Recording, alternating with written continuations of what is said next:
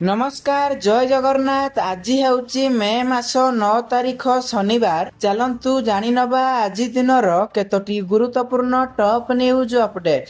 प्रथम अपडेट एबे LPG gas booking हेबो अधिक सहज। पूर्वरु गैस सिलिंडर बुकिंग पाई ग्राहकंकु गैस एजेंसी को दौड़ीबाकू पड़ुथिला किंबा फोन कॉल करी लंबा समय अपेक्षा करिबाकू पड़ुथिला, किंतु एबे भारत सरकारଙ୍କ उमंग आप एही समस्यार समाधान करिछि। एही आप माध्यमरे मात्र कई मिनिट मध्यरे निज स्मार्टफोन साहाय्य आपण गैस बुकिंग करिबा सह ऑनलाइन पेमेंट मध्य करि परिबे एवं यह एक सरकारी प्लेटफॉर्म जेउठारे 1500 रु अधिक सरकारी सेवा उपलब्ध। एही आप माध्यमरे आपण भारत गैस, इंडियन गैस किंबा एचपी गैस जे कोनोसी कंपनी रो ग्राहक हेइथांतु एही आप माध्यमरे आपण बुकिंग करि परिबे। परवर्ती खबर, सारा देश में बंद रहिबो औषध दुकान। 20 मे 2026 बुधवार सारा देश में औषधर अभाव देखा देई पारे, कारण all India organisation of chemistry and druggists नेतृत्व रे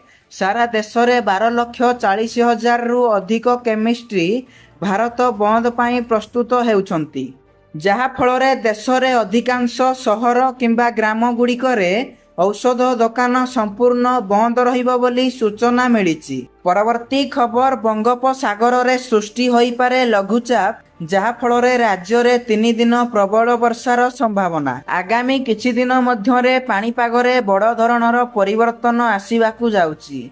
विभिन्न पाणीपाग मॉडल रो आकलन अनुसार बंगोपसागर रे एक लघुचाप बलय सृष्टि हेबार संभावना रही। मे 10 तारिख बेलकू श्रीलंका एवं तमिलनाडु उपकूल संलग्न बंगोपसागर रे एही लघुचाप क्षेत्र सृष्टि होई पारे। वर्तमान केंद्रीय भारत उपरे एक ट्रैप लाइन सक्रिय रही। एहा मे 9 तारिख बेलकू ओडिशा अभिमुखे अग्रसर हेबो। एहार प्रभाव रे मे 9 रु 11 तारिख पर्यंत 3 दिन धरी राज्यर विभिन्न स्थान रे घड़घड़ी सह प्रबल वर्षा एवं झड़ पवन हेबार संभावना रही।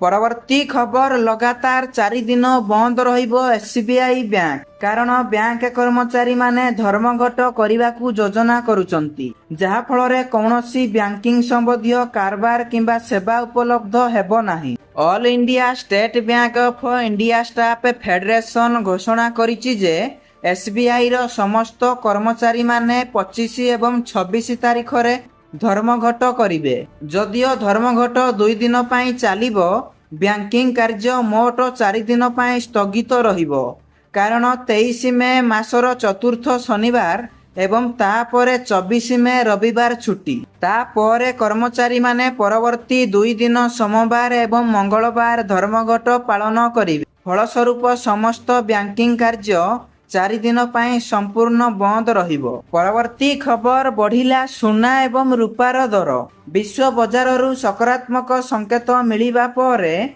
आज एमसीएक्स रे सुनार मूल्य 1% वृद्धि पाइछि। एमसीएक्स रे सुना प्रति 10 ग्राम रो मूल्य प्राय 2000 टंका वृद्धि पाई 1,51,750 टंका रे पहुंचिछि एवं सेहीपरि एमसीएक्स रे रूपा प्रति किलोग्राम रो मूल्य 6,300 टंका वृद्धि पाई 2,50,724 टंका रे पहुंचिछि।